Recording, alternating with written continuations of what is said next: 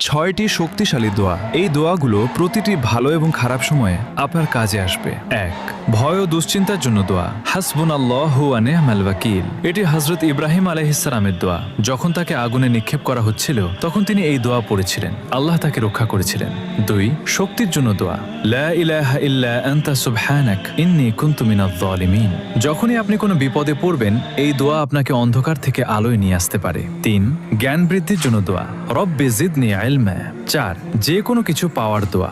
রব্বি ইন্নী লিমা আনজালতা ইলাইয়া মিন খায়রিন ফাকির। এটি হযরত মুসা আলাইহিস সালামের দোয়া। যখন তিনি একা ও বিপদে ছিলেন তখন এই দোয়া করেছিলেন, আল্লাহ তার জন্য পথ খুলে দিয়েছিলেন। ৫.